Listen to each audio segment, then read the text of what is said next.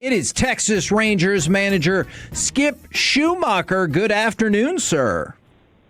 Hey, good afternoon. How you guys doing? We're doing well. How shocked were you when you learned that we don't do this show all day long and that there are other shows on the station? Yeah, I was disappointed that you guys didn't work longer than 3 or 4 hours, so that's my bad. No, I'm just kidding with you guys.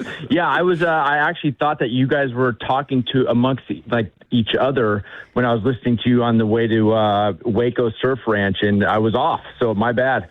Well, we have a little more understanding of what all the shows are. I gave you the entire list, so you know when we're on. But we do hop on and do crosstalk with the fellas because we're one big station here at the Fan. So we're all having some fun. And Skip, thanks for taking part in some of that fun too. Yeah, of course, it was awesome. Now, is it fair to say for you, the team, however you want to describe it, that every time it feels like momentum is building, something happens, whether it's a game result, injury, or whatever the case is, that feels like it kind of blunts that momentum? Yeah, for sure. Last night, I think, is a perfect example of that. Incredibly frustrating. Anytime you get the leadoff hitter on 4 times and score 2 runs, and he scores himself one of those is tough. Our starting pitcher goes 7 innings, 75 pitches after Tommy John surgery and 600 days plus of not being on a major league mound, and gives us that effort. You expect to win, and we had our chances and runners in scoring position with different guys up. Lots of traffic last night, and we could really capitalize in winning that game for multiple reasons, and didn't win it obviously, and so really, really frustrating night. Boach told us, I think it was the 23 season, we kept hearing people say that there's a lot of baseball left. And I said one day, I was like, hey, when is there not a lot of baseball left? And he said September. And I'm just kind of curious, do you feel like some of your guys are getting a little anxious knowing that you're getting closer to this, final part of the season, and this is where things get a little more pressure?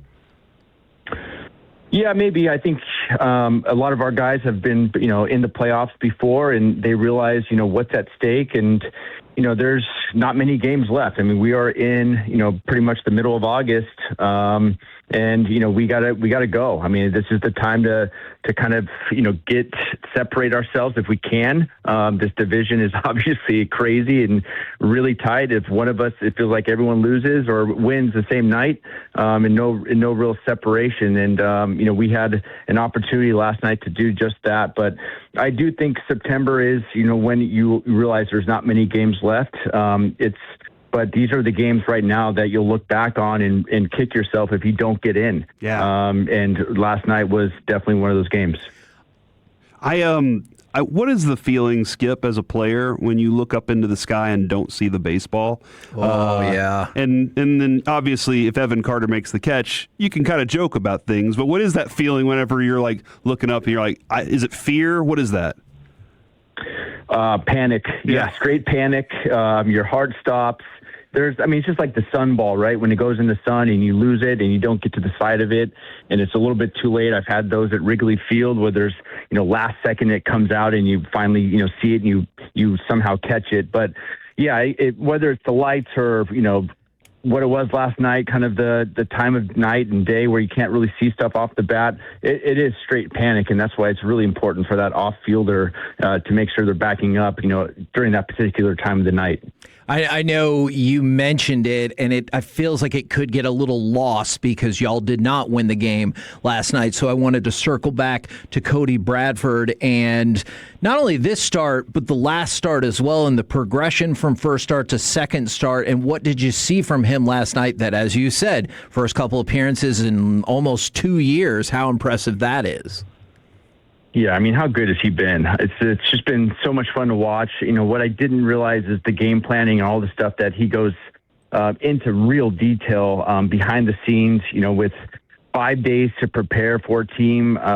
He's got books written down on, what he's doing to, certain guys and making sure that, he's not repeating or maybe exposing himself or the the hitter at the time, make sure he doesn't get in patterns and rhythms. And it's just really impressive to see a young pitcher, because he is still young, really in the amount of innings that he's pitched at the major league level, to do what he's doing and the confidence and conviction behind each pitch is really impressive, because he throws, really 88 to 90 miles an hour. And It's a unique riding fastball that, it's tough to get to, because you have to really think about the changeup that's got to be in back of the hitter's mind, because he throws it so many times effectively.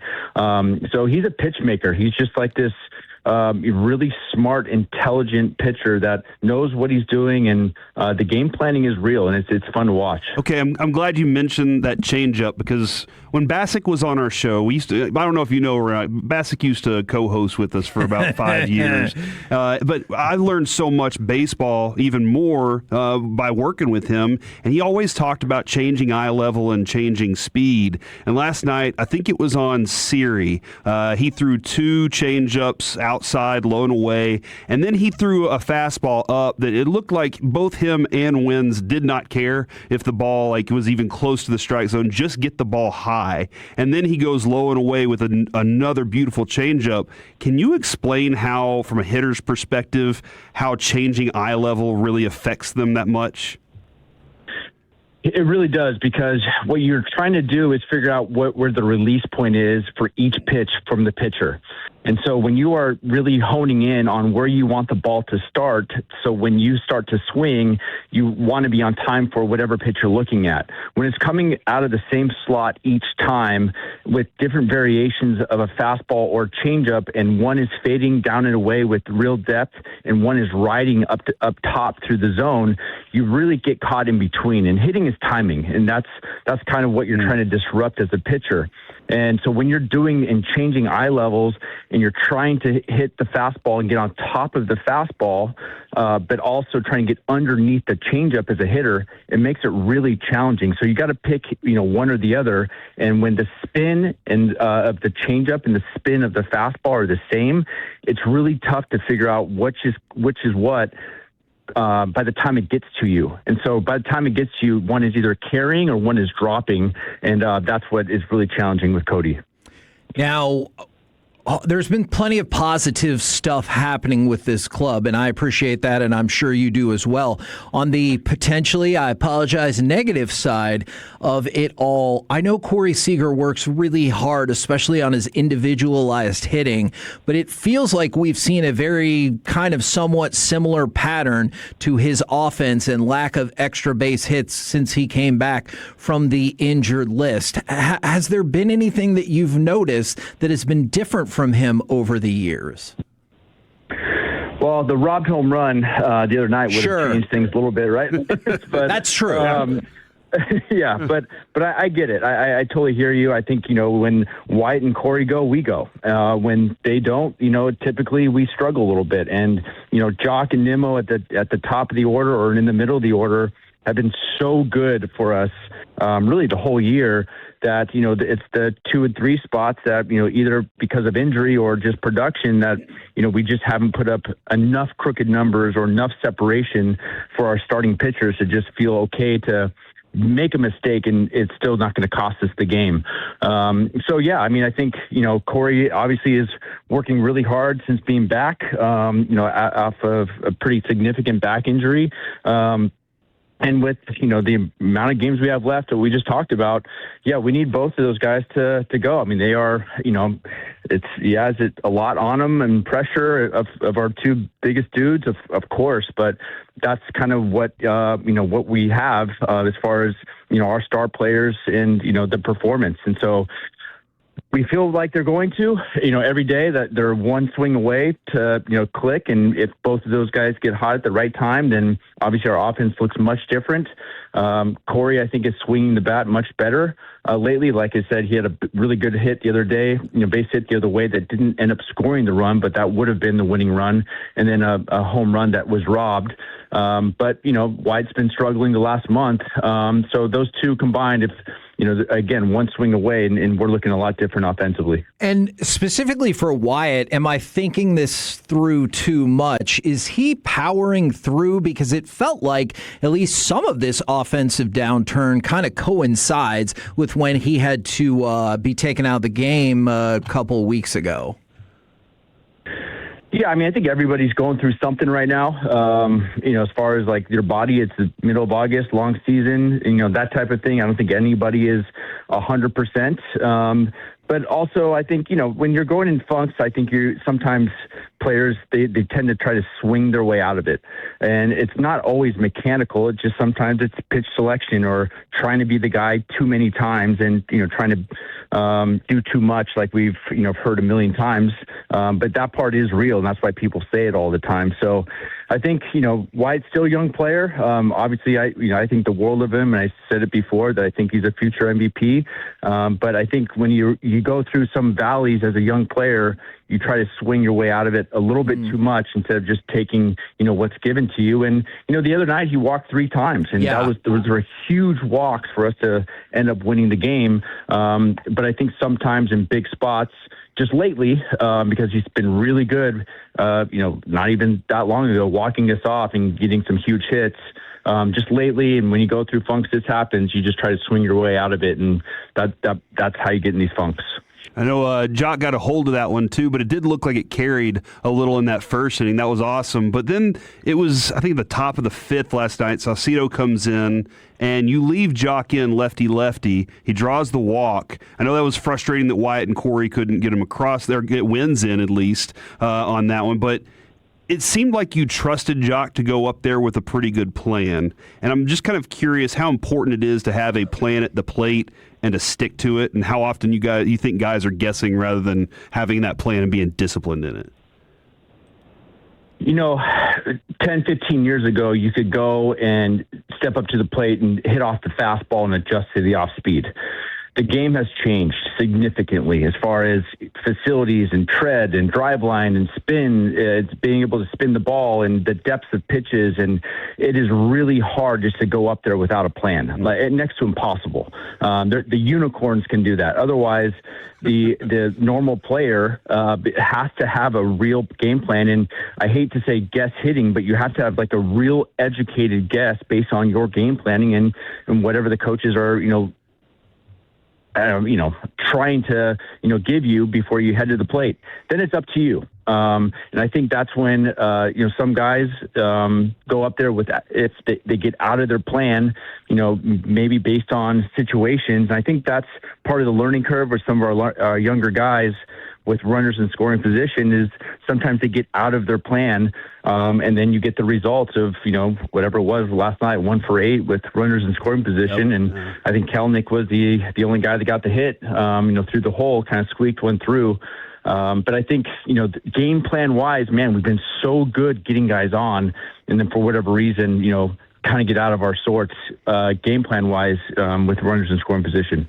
I know being a relief pitcher might not always get the most headlines, especially if you're not a closer, but how much has Robbie Ahlstrom meant to this team, especially since the All-Star break? Gosh, he's been lights out. I mean, I think the confidence has just keeps growing. I think that's the main thing is the young guys, they just don't know if they belong until they have success at this level. And then you start getting some really good hitters out with all of your pitches, whether it's a change of fastball or his really good slider combination. And then you can just see kind of the shoulders kind of, pin back a little bit and the chin up high and kind of that, bulldog kind of, prick mentality on the mound, which I want when you're coming out of the bullpen. And that's what he's been doing and delivering. And so he's been getting righties and lefties out. I don't care if they pinch hit or not. I'm very comfortable with it. And he's been, so huge for us because of, honestly, the Robert Garcia injury. So we needed the other lefty in the bullpen to step up, and he's been huge in big spots. With a guy like Evaldi, I know he hates not being out there. If you can't play, go where you're needed, find a way to contribute in some way. How can Evaldi contribute while he's on the IL? Well, I think, as you guys know, he is, our leader, one of our leaders at least, if not the leader in our clubhouse. And that's hard to do with being a starting pitcher, right? Usually the everyday player is the leader. And Evo, I think, if you ask anybody, he is the guy that people go to with anything. So we're having him fly in, and after he got all his imaging done and everything, to just be around the clubhouse and to make sure that he has the voice and the ear of anybody that wants to talk to him about anything, and be around us, because back at, on certain teams, I'm not going to tell you what teams I was on, but certain teams, we've had injured players that traveled with us. And that was important during playoff runs and September runs, and guys that are playoff tested. So these young guys can bounce ideas of what it looks like in August and September to make that push, because we're going to need them. We're going to need everybody, and injured or not, we're going to need them around. I know you aren't having a pity party or anything like that, but do you kind of feel like if it weren't for bad luck, y'all would have no luck when it comes to injuries this season? I mean, it's crazy, right? The injuries are, you think you're getting guys back early too, and something else pops up. It's just been, really frustrating. Not for me, I'm the manager, but for the player. I mean, the players are the ones that are, want to be out there, want to help the team, and especially guys like Evo and JJ being down, a lot longer than we anticipated is challenging for sure. And we have other guys that are hurt that, throughout the year, obviously, but JJ in the middle of the order has been probably our most consistent bat the whole year. And, we've really missed that, especially against left-handed pitching. Just to slot him in that 3-hole and break up the lefties has been a void. And it's been tough to replace, quite honestly. And every team has injuries. We have definitely had a lot of them, and they've been tough, but, we're right in the thick of it. If we can just get these guys back, we should be okay. And then last thing I got for you, CY Talk with our afternoon show, which is a different show than ours. Just figured that out, yeah. On Monday, about Kumar Rocker's innings pitched and effectiveness to kind of determine his usage the rest of the season. How does that look to you? Yeah, I think, CY obviously is a part of those conversations with the training staff and medical department and pitching department, and we're all trying to make sure that, health-wise, that, we're aligned with, how hard we push these guys and, where they're at. Jack Leiter's going out on a rehab assignment. He should be throwing 2 or 3 innings. Obviously, Cody Bradford is back. Jordan Montgomery is back. So we have some guys that are coming back that, can maybe fill in some spots if the stuff starts trending the other way, as far as, our guys in the current rotation. And there's always markers you look at biomechanically to make sure that guys are still, their arm height or their elbow isn't dropping. And, there's certain things that you can kind of identify that maybe, red flags will, hey, we got to probably, slow down with this guy or whatever. Right now, Rocker has been good. So we always monitor it start to see what it looks like after, and then go from there. All right. Excellent stuff. As always, we appreciate your time very much, and best of luck again this evening. All right. Thanks, guys.